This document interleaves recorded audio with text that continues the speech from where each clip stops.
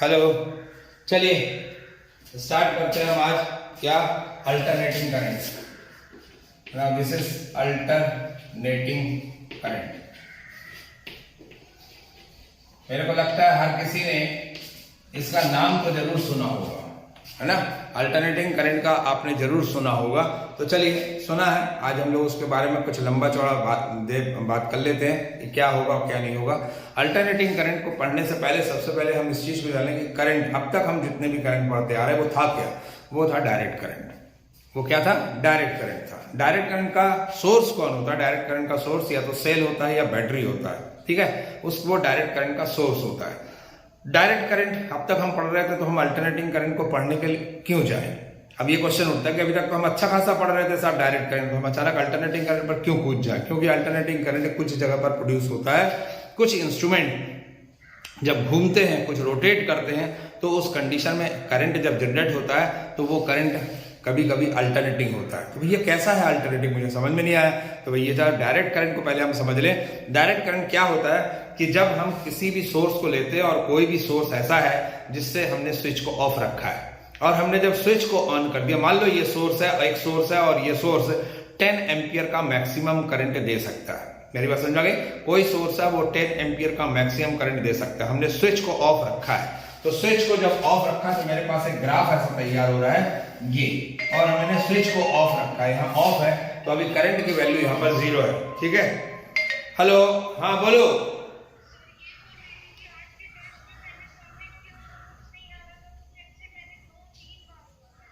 तो क्या हुआ? सबमिट हो गया?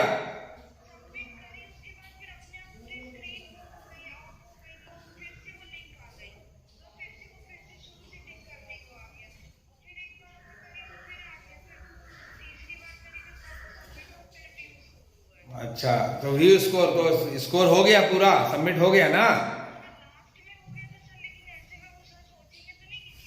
कुछ नहीं, चीटिंग ईटिंग वो आने दो, पेपर आने, वो आ जाने दो, रिजल्ट शीट आ जाने दो। रिजल्ट शीट में देखते हैं कि क्या हो रहा है, ठीक है ना।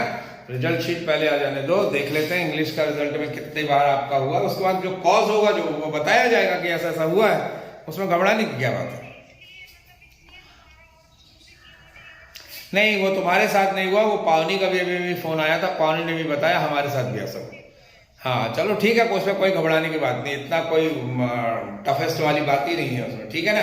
वो अगर अगर अगर कुछ लफड़ा होगा तो फिर वो उसके बाद रीटेस्ट फिर से है, 2 पेपर बने हैं, फिर से हो जाएगा टेस्ट, उसमें क्या है। हाँ बोलो, क्या कह रहे हो?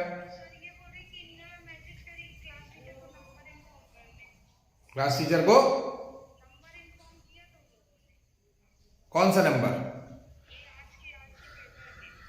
हाँ हाँ, वो तो सब करेंगे ना। वो तो अभी केमिस्ट्री का नहीं आया, नीना मैडम बोली, तो नीना मैडम ने खुद कहाँ भेजा अभी तक, ठीक है ना। तो वो मैं लूंगा ना, वो मेरा सरदर्द है। बोले वो मैथ सर मांगेंगे तो मांगे, हम इंग्लिश वाले टीचर से मांगेंगे, आपसे क्या मांगेंगे? नहीं नहीं नहीं, तुम लोगों को नहीं देना है, हम टीचर से लेंगे ना, कंसर्न टीचर से हम ले लेंगे, ठीक। आपका काम है एग्जाम देना, आप एग्जाम दो, बस दैट्स ऑल। अच्छा ठीक, चलिए।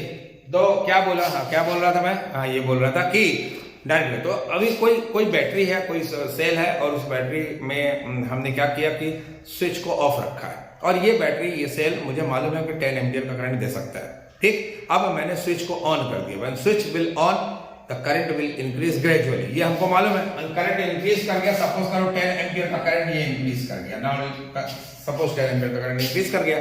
तो इंक्रीज करने के बाद मैंने स्विच को, जो ही इंक्रीज हुआ, as soon as current increase, मैंने स्विच को ऑफ कर दिया। When the switch will becomes off, then what will happen?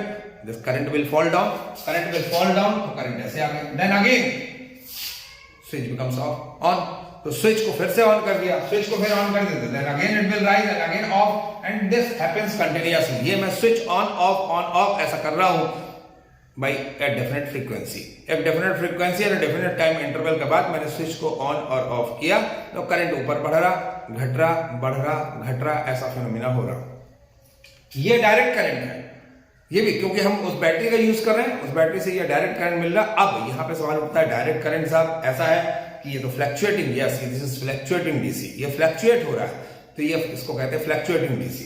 दूसरी चीज, हमारे पास ऐसा भी हो सकता है कि मान लो हमने एक स्विच को ऑफ रखा है, ठीक, और उसके बाद मैंने करंट को स्विच को ऑन कर दिया, then switch will comes on, now current increase like this, current ये इंक्रीज कर गया, and after that what happens कि उसके बाद मैंने स्विच को कंटिन्यूअस ऑन रखा हुआ है, मैंने उसको ऑफ ही नहीं किया, तो 10 एम्पियर करंट देने के बाद जो सेल या बैटरी 10 एम्पियर का करंट दे सकता है, कंटिन्यूअस क्या देगा, कंटिन्यूअस 10 एम्पियर का करंट देगा, तो कंटिन्यूअस 10 एम्पियर का करंट देना स्टार्ट कर देगा। तो इस करंट को कहे study current, this is called study current, this is called study DC, and this is what variable DC, this is called variable. तो डायरेक्ट करंट दो तरीके से हो सकते हैं, एक होता है स्टडी डीसी और एक होता है वेरिएबल डीसी। समझ आ गया? देखिए कुछ इंस्ट्रूमेंट ऐसे बने कि उस इंस्ट्रूमेंट को बनाने के बाद यह पाया गया कि करंट घट रहा, बढ़ रहा, घट रहा, बढ़ रहा, बट वो अपना डायरेक्शन बदल ले रहा। कैसे? अगर मान लो कि हमने एक जनरेटर ले लिया, जनरेटर का यूज करते हैं, एक जब जनरेटर यूज किया, जनरेटर लिया और जनरेटर में कॉइल को रोटेट कराया, when the coil will start rotating, जब कॉइल ने रोटेट करना स्टार्ट कर दिया तो ये दिखा कि उस कंडीशन पर करंट का वैल्यू इंक्रीज हो रहा, फिर डिक्रीज हो रहा, फिर इंक्रीज हो रहा, बट इन अपोजिट डायरेक्शन। मतलब करंट ऐसे चल रहा था, हाई हो गया, फिर वो रिटर्न हो गया, ठीक, फिर वो रिटर्न हो गया और फिर करंट ऐसे गया। मतलब करंट एक बार जा रहा, एक बार आ रहा, एक बार जा रहा, एक बार आ रहा। तो अगर करंट का इस तरह से प्रोडक्शन होने लगे, अगर करंट का इस तरह से प्रोडक्शन होने लगे, तो हमने उसका नाम दे दिया, उसका नाम क्या दे दिया, उसका नाम दे दिया अल्टरनेटिंग करंट, जो अल्टरनेट हो रहा है, जो बदल रहा है। ठीक है, एक बार नीचे हाई, लो से हाई, फिर हाई से लो, लो से हाई, हाई से लो, फिर लो से हाई, बट लो से हाई जब जा रहा तो उसका डायरेक्शन बदल रहा जा रहा है। तो ये फिनोमिना जब देखा गया तो उसको कहा गया अल्टरनेटिंग करंट। तो अल्टरनेटिंग करंट का सबसे पहले हम डेफिनेशन लिख लें। तो what is alternating? First write down direct current, write down direct current, those current, direct current, side डालो, direct current, direct current, side डालिए, direct current, those current whose magnitude can be variable, whose magnitude can be variable, but magnitude can be variable, but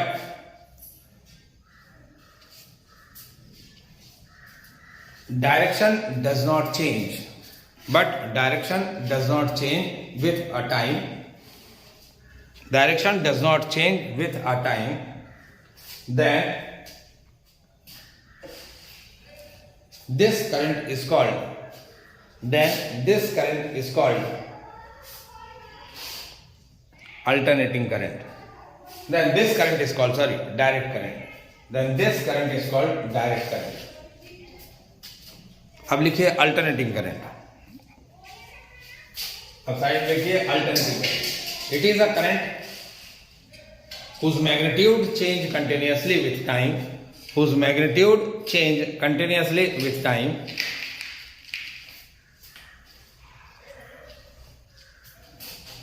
then such current is called alternating current। चलिए,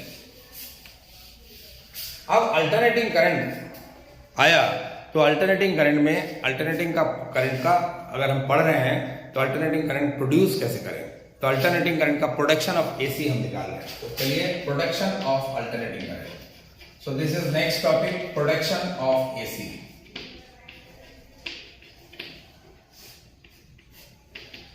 production of AC, ठीक है। तो चलिए, production of AC हम लोग जान लें। AC का प्रोडक्शन, एसी का प्रोडक्शन जब भी होगा वो जनरेटर से होता है, ठीक है, जनरेटर से होता है। हमको मालूम है कि सबसे पहले व्हाट इज जनरेटर, ये आप क्लास 10th में पढ़े हो। जनरेटर क्या होता है? जनरेटर वो डिवाइस होता है जो मैकेनिकल एनर्जी को इलेक्ट्रिकल एनर्जी में कन्वर्ट कर देता है। मोटर क्या होता है? मोटर वो होता है जो इलेक्ट्रिकल एनर्जी को मैकेनिकल एनर्जी में कन्वर्ट करता है। तो इलेक्ट्रिक को मैकेनिकल में कन्वर्ट करता है, उसको कहते हैं मोटर, और इसको कहते हैं मैकेनिकल को इलेक्ट्रिकल में कन्वर्ट करना, यानी कॉइल को रोटेट कराया जाता है। पहले वर्क डन होगा और उसके बाद इलेक्ट्रिक करंट प्रोड्यूस होगा। That means that current will be induce current. समझ आ गया? वो इंड्यूस करंट होगा। चलिए, अब इंड्यूस्ड एसी जनरेटर का वर्क कैसा था जरा आप याद रखिए। एसी का इसका अभी जो मैं प्रोडक्शन ऑफ एसी में जो हम निकाल रहे हैं वो एसी जनरेटर जब मैं पढ़ाऊंगा उसका ये प्रिंसिपल होगा, इसको आप अच्छे से ध्यान रखना, ठीक है ना। जब हम एसी का हम पढ़ेंगे एसी जनरेटर, तो एसी जनरेटर में जब हम लोग इसका डिस्क्रिप्शन पढ़ेंगे तो उस कंडीशन में whatever the production of AC you are doing here that will be the principle of AC generator. Understand? चल now what was in AC generator? AC generator में था क्या?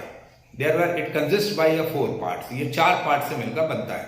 Now there are 2 strong magnet, एक 2 strong magnet रहता है that is M and S, और this is the magnetic lines, ये magnetic lines थी, these are the magnetic lines, ठीक है ना।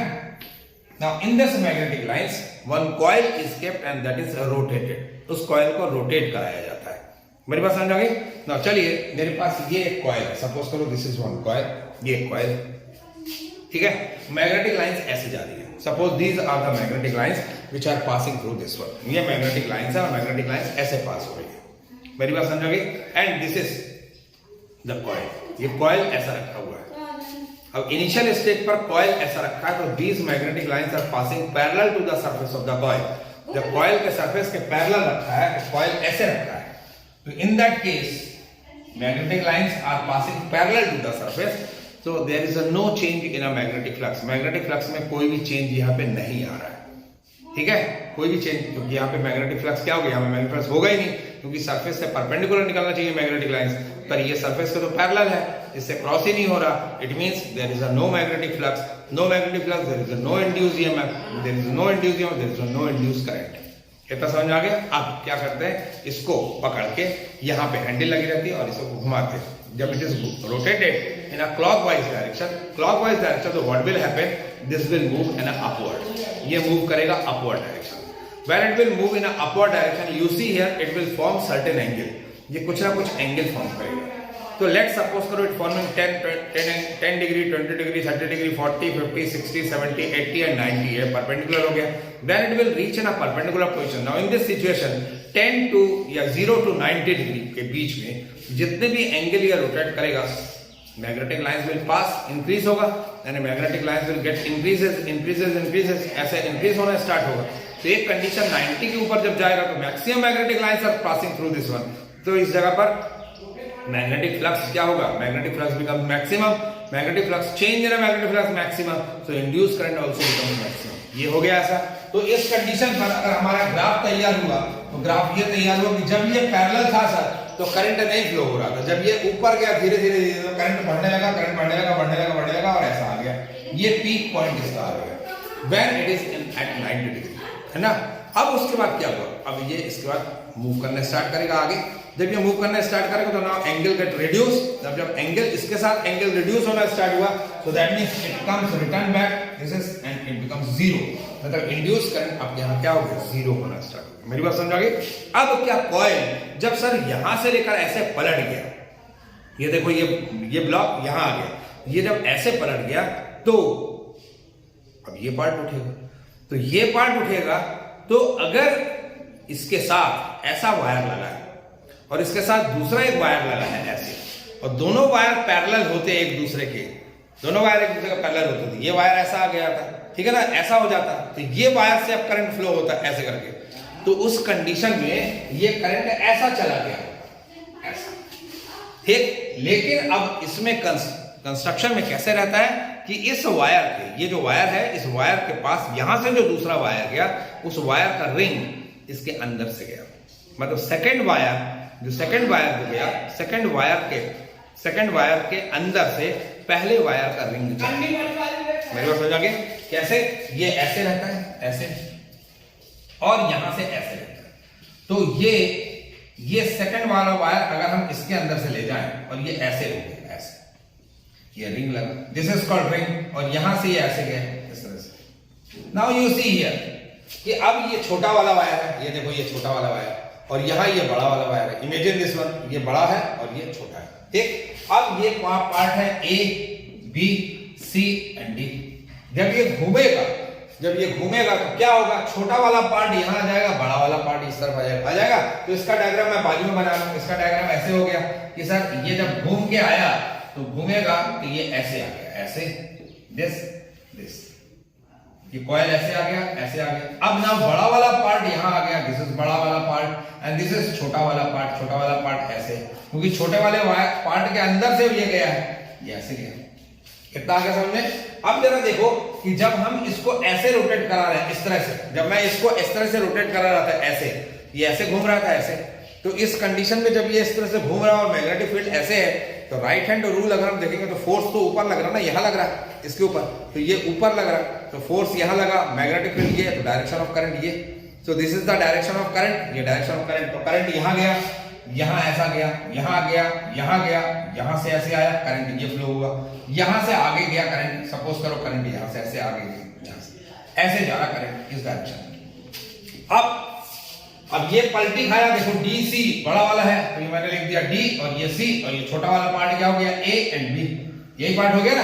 अब ये ऐसे घुमा, देखो ये वाला, ये जो खंड बना है, ये खंड वाला ये ए बी पार्ट है, सपोज करो this A and this is point B, तो ये ऐसे गया, ऐसे गया, ऐसे गया, ऐसे हो गया। अब खंड वाला पार्ट यहां आ गया, ए बी यहां आ गया, डी सी आ गया, और ये लंबा, अब ये घूमेगा, जब ये ऊपर जाएगा, जो हिस्सा ऊपर जाता है करंट ऐसे जा रहा है, तो करंट यहां चला, ये करंट ऐसे गया, ये करंट ऐसे गया, अब इससे गया, इस छोटे वाले पार्ट से, यहां से ऐसे करके करंट ऐसे निकल गया, मतलब this is the direction of current. तो जब ये यहां से जब स्टार्ट किया था, so this becomes 1/4, half and next 1/4 अगर चलोगे यहां से, तो जब ये ऐसे चला तो बढ़ तो रहा है, लेकिन डायरेक्शन उसका बदल गया, करंट का डायरेक्शन ऐसे आ गया, अपोजिट डायरेक्शन में, ठीक है। तो करंट का डायरेक्शन बदल गया, दैट मींस करंट बढ़ तो रहा है लेकिन अपोजिट डायरेक्शन में, ये ऐसे आ गया। अब ये एक बार फिर से ऐसे चला तो फिर डिक्रीज हुआ, तो फिर ये ऐसे आएगा, अंडरस्टैंड। तो मतलब अगर देखा जाए कि यहाँ 0 से 30, 0 से 90, 90 से फिर 0, फिर उसके बाद 180, फिर उसके बाद आगे चला, तो इस कंडीशन में इसे चलता जाएगा और इस तरह से हमको करंट मिलता जाएगा। तो एसी जनरेटर जो हम यूज करते हैं, उससे जो जनरेटर हम यूज करते हैं अधिकतर वो अल्टरनेटिंग करंट का प्रोडक्शन होता है। तो अल्टरनेटिंग करंट का प्रोडक्शन कैसे हुआ, नाउ यू सी हियर। अब इसको अगर हम एक्सप्रेशन के तौर पे देखें तो क्या देखेंगे कि हमारे पास ये कॉइल है, सपोज करो ये कॉइल है, और इस कॉइल में, इस कॉइल का एरिया है A, let the area of the coil, let area of the coil is equal to A meter square, ये आपने लिख दिया, इतना समझ आ गया। Consider a magnetic field which is passing through this is magnetic field, magnetic field is equal to B tesla, ये magnetic field है, ठीक है। So let there is a magnetic field, this is B tesla. Now in that situation, in this one, suppose the number of turn in the coil, let number of turn in coil is equal to n, कितना आ गया, ठीक है। so hence जब ये घूमेगा, जब ये गोल गोल घूम रहा है, तो मैग्नेटिक फ्लक्स क्या हुआ, तो magnetic flux passing through the coil, that means magnetic flux through the coil, through the coil, that is NVA। अब मैं इसका डायग्राम यहां पे बना लूं कि सपोज ये है मैग्नेटिक लाइंस, ये this is magnetic lines, this is magnetic lines, ये मैग्नेटिक लाइंस है, and here is one coil, let this is one coil,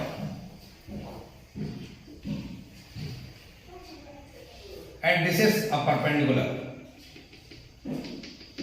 and cap, and this is a magnetic field,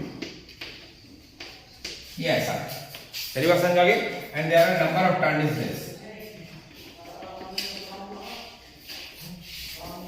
now coil is rotated, coil को rotate किया गया, and coil is rotated, and here coil is at this position, coil यहां आ गई, this is the position of the coil, coil ऐसे आ गया। After certain time, कुछ time के बाद ये जो कॉइल है, ये कॉइल यहां से यहां तक मूव कर गया in the time t, and it is forming an angle theta eight here, ये थीटा एंगल बना। नाउ यू सी यार दिस इज परपेंडिकुलर, ये इसका परपेंडिकुलर हो गया।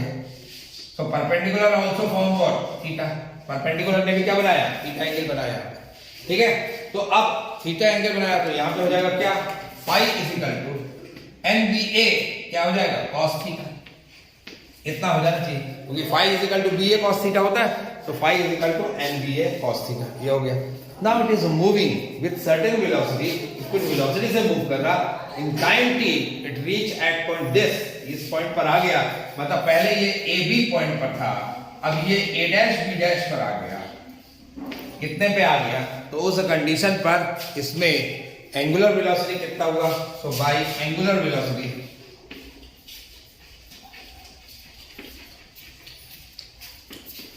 we can write omega is equal to theta is equal to omega t, we can write direct। ठीक है, तो we can write phi is equal to NBA cos omega t। कितना आ गया, this is the magnetic flux will change, so when the magnetic flux change induced EMF will produce, so by Faraday's law, by Faraday's second law, E is equal to minus D phi by D T. हमको ये मालूम, हमारे पास ये आ गया E is equal to D phi by D T. तो अब यहां पे पुट अप कर दे तो E is equal to minus NBA sorry D phi by D T D by D T NBA cos omega T, so this is NBA cos omega T. Put up this value E is equal to, इसको बाहर लिख दो, NBA D by D T cos omega T. Cos omega T का differentiation आपको पता है, तो ये हो जाएगा माइनस माइनस माइनस प्लस, तो ये हो जाएगा E is equal to NBA omega sine omega T. हमारे पास इतना है, इतना समझ में आ गया। अब जरा ये देखो कि इस जगह पर E किस किस के ऊपर डिपेंड किया। ये EMF जो है वो डिपेंड किया number of turn, magnetic field, area, angular velocity और एंगल, इसके ऊपर डिपेंड किया। ठीक, लेकिन नंबर ऑफ टर्न पूरे रोटेशन में नंबर ऑफ टर्न तो नहीं बदल रहा है, it becomes constant. Magnetic field पूरे समय मैग्नेटिक फील्ड वही रखा है। एरिया, कॉइल को हम चपटा तो नहीं कर दे रहा, पकड़ के खींच तो नहीं दे रहे, कॉइल तो वही है कांस्टेंट। उसकी वेलोसिटी, जिस वेलोसिटी पे हम चल रहा था उस वेलोसिटी को हमने कांस्टेंट रखा, उसी वेलोसिटी से ये मूव कर रहा है, हमने वेलोसिटी तो चेंज नहीं किया, दैट इज ओमेगा। तो अगर ये तीनों फिगर कांस्टेंट है तो मतलब इसके ऊपर डिपेंड किया, और जब इसके ऊपर डिपेंड किया तो ये पूरा का पूरा इंड्यूस EMF साइन वर्जन के ऊपर डिपेंड करता है। और साइन का मैक्सिमम वैल्यू कितना होता है, 1, और साइन का मैक्सिमम वैल्यू 1 होगा मैक्सिमम। तो ये किस कंडीशन में होगा, 90 डिग्री पर, जब क्योंकि ओमेगा टी एक्चुअली क्या है, थीटा है ना, तो साइन के मैक्सिमम वैल्यू तभी हो सकता है, साइन का मैक्सिमम वैल्यू जब 1 हो यानी 90 डिग्री हो, यानी 90 डिग्री पर साइन की मैक्सिमम वैल्यू ऑब्टेन हो सकती है। और जब इसका मैक्सिमम वैल्यू आएगा तो ये चूंकि इसके ऊपर डिपेंड कर रहा है, सिर्फ E की वैल्यू भी क्या हो जानी चाहिए, maximum. So at maximum value of omega T, E also becomes P a maximum, and this E maximum is called E0, that is called the peak value, इसको कहा जाता है पीक वैल्यू। तो E is equal to, E की जगह पर हमने क्या लिख दिया, E0। इतना आगे सामने साइन ओमेगा टी की वैल्यू कितनी होगी, sine omega T is equal to 1, तो E0 is equal to NBA omega. पहला चीज आ गया, मतलब what is the peak value का फॉर्मूला क्या बना, पीक वैल्यू का फॉर्मूला इतना बना, कितने हो गया। तो इसकी वैल्यू को मैं अगर यहां पुट अप कर दूं तो क्या हो गया, E is equal to E0 sine. This is called alternating EMF, इसको कहा जाता है अल्टरनेटिंग EMF। ठीक है ना। if resistance of coil is then I is equal to E upon R, तो that means I is equal to क्या होगा, E की वैल्यू ये E0 sin omega t upon R, इतना हो गया। तो एट मैक्सिमम वैल्यू इसका भी क्या हो जाएगा, I इज इक्वल टू, ये E0 है बेटा, ध्यान रखना ये E0 है, तो E0 by R will be maximum, that is I is equal to I0 sin omega t. तो this is what alternating current. ये तो समझ आ गया। तो अल्टरनेटिंग इक्वेशन क्या बना? अल्टरनेटिंग इक्वेशन बना ईएमएफ के लिए E is equal to E0 sin omega T, current के लिए क्या बना? I is equal to I0 sin omega T. समझ आ गया। अब जरा हम इसके, जब आप इसको लिख लोगे, इसको आप लिख लीजिएगा, ठीक है, पूरा का पूरा, इसमें नथिंग एल्स, मैंने सब कुछ लिख दिया है, आप इसको पूरा नोट डाउन कर लीजिएगा। This is called production of AC. जल्दी कर लीजिए।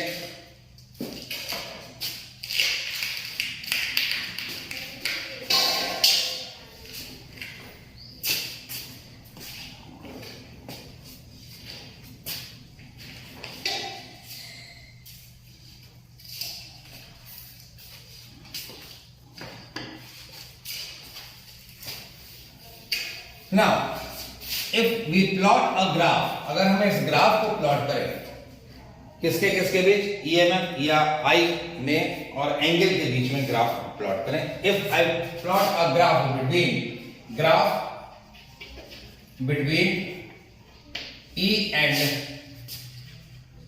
ओमेगा टी, अगर इसके बीच में हम ग्राफ देखें तो E डिपेंड कर रहा है ओमेगा टी के ऊपर। मतलब मेरे पास आ गया E और यहां ले लिया ओमेगा टी। मैं ये दो वैल्यू ले लूं, ठीक है, यहां दो वैल्यू मैं ले लेता हूं।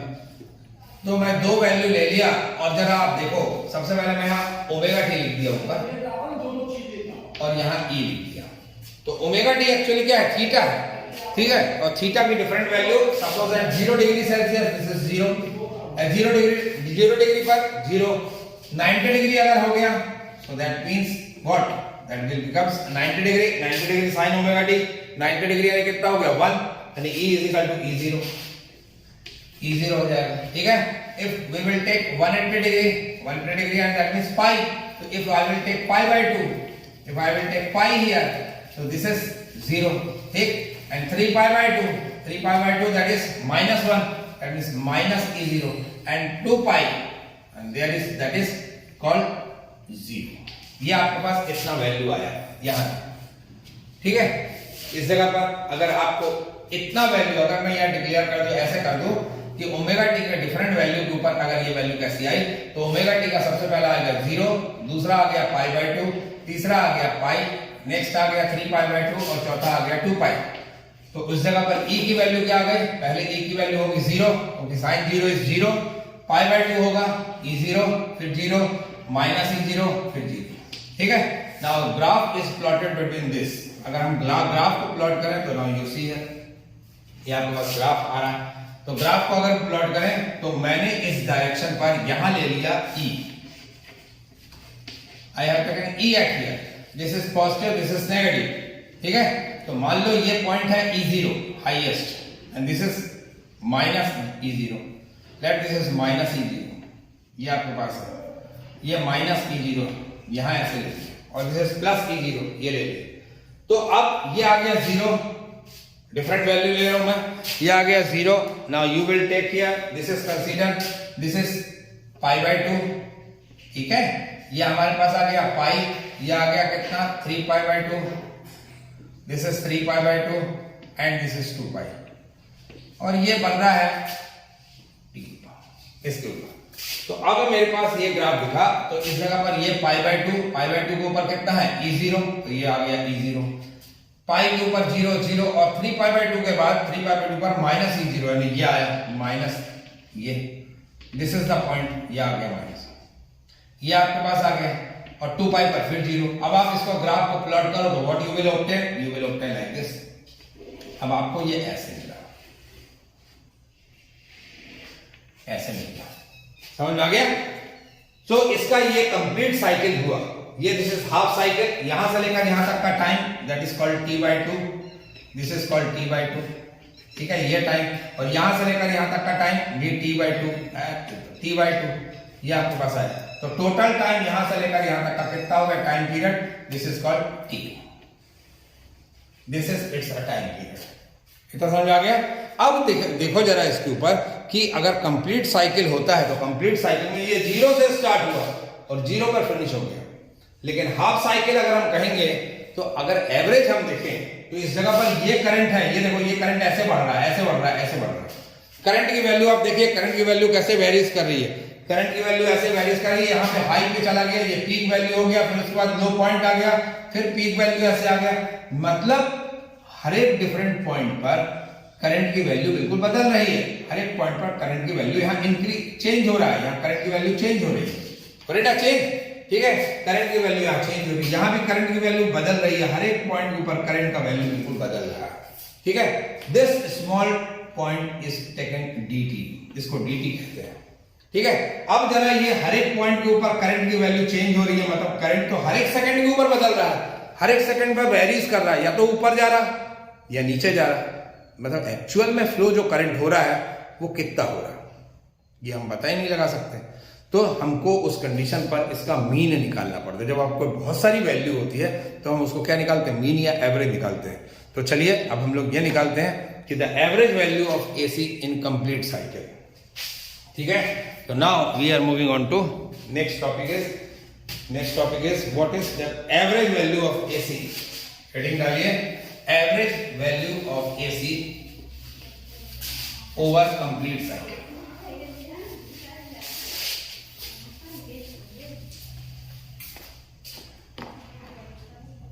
This is average value of AC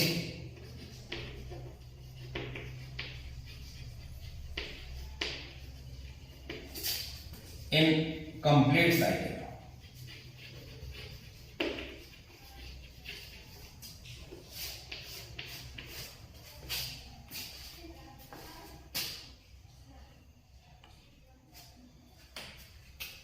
Now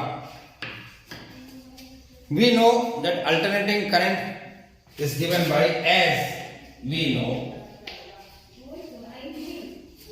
AC is written as I is equal to I0 sin omega t। ये आपको मालूम है AC का इक्वेशन अभी अभी हमने निकाला, just now we have calculated I is equal to I0 sin omega t।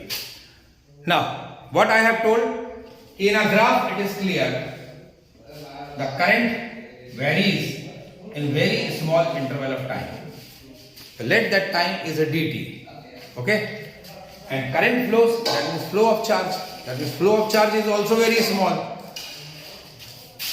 as current constitute charge, current constitute charges, hence in very small interval of time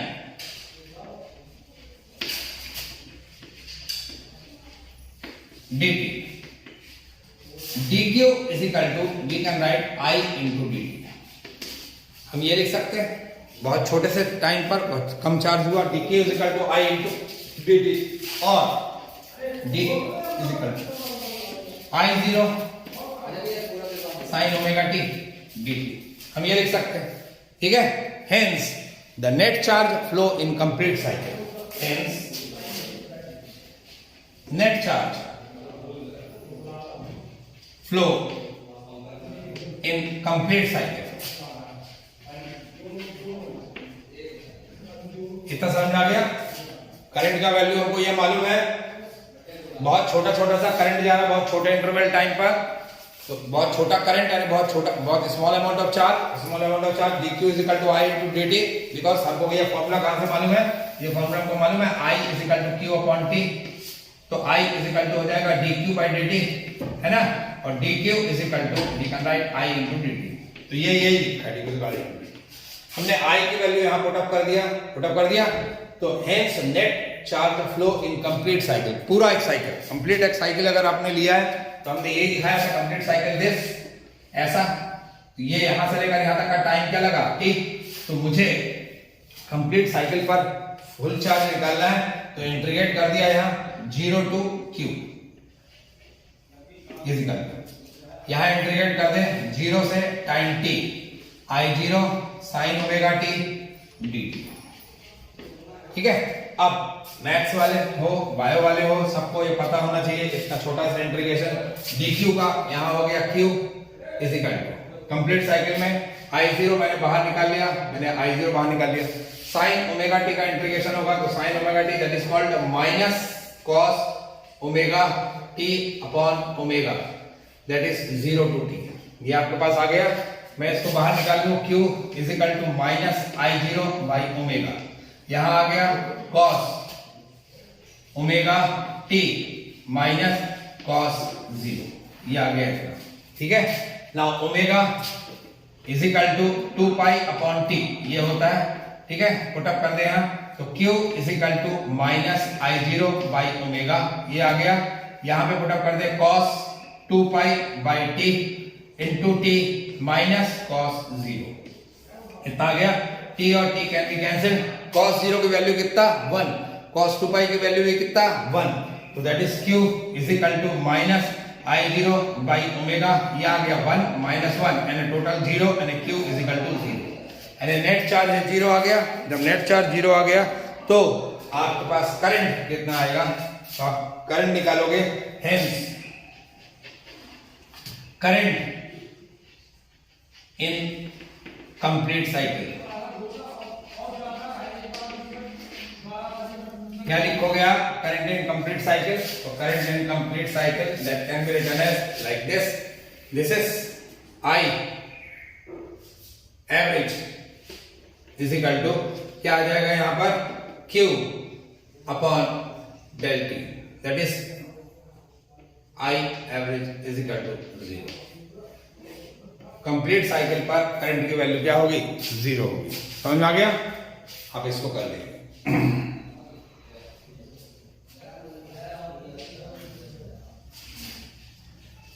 next आता है average value of AC in half cycle. तो चलिए average value of in half cycle, हम half cycle में निकाल लें। Half cycle में सब कुछ यहां से यहां तक होगा पूरा का पूरा, so hence net charge flow in half cycle, यहां पे आ गया S current concentrated charge, hence very small interval of time dt, this in half cycle, so this is half cycle. जब आप हाफ साइकिल लेते हो तो क्या करते हो, ऐसे लेते हो, तो ये यहां से लेकर यहां तक का टाइम क्या हो जाता है t/2, तो आपके पास यहां क्या हो जाएगा t/2 हाफ साइकिल, ठीक है। तो हाफ साइकिल पर हम चार्ज निकाल रहे हैं, तो यहां पर t/2, ये आपके पास t/2 आ गया, यहां पर क्या आ गया t/2, ठीक। नाउ यहां से थोड़ा सा बदल देगा, यू सी ये आपके पास t/2 आ गया, तो अब यहां q is equal to half cycle पर माइनस I0 ओमेगा, ठीक है, इतना समझ आ गया। जरा यहां देख लो सब, cos ओमेगा की वैल्यू कितना 2 pi by t into t/2, okay, minus cos 0। Now this 2 t and t can be cancelled, so q is equal to minus I0 omega, this is cos 2 pi, cos pi minus cos 0, इतना कर दिया। अब इतना करने के बाद अब जरा cos pi की वैल्यू होती है -1, so that can be written as q is equal to minus I0 omega, this is -1, this becomes -2 and 2 and q is equal to 2I0 omega, इतना आ गया। तो therefore I average is equal to कितना होगा इन half cycle complete t/2, यहाँ पे आ गया t/2, समझ आ गया। तो यह आ जाएगा I average is equal to q 2I0 upon omega into t, ऊपर चला गया इंटू t, तो I average is equal to कितना आ गया 4I0 ओमेगा t, ठीक। दिस इज ऑल्सो आंसर, और either omega is equal to 2 pi by t कर सकते हो, तो omega is equal to 2 pi by t अगर रखोगे यहाँ तो 2 t और t कैंसिल, तो यहाँ आ गया क्या I average is equal to 4I0 upon 2 pi, यही आया। This is this and this can be cancelled, so I average is equal to 2I0 upon 5, this is the value of I average in half cycle, ये half cycle हो गया, ठीक। इसको कर लीजिएगा, आज के लिए ये काफी है, थैंक यू।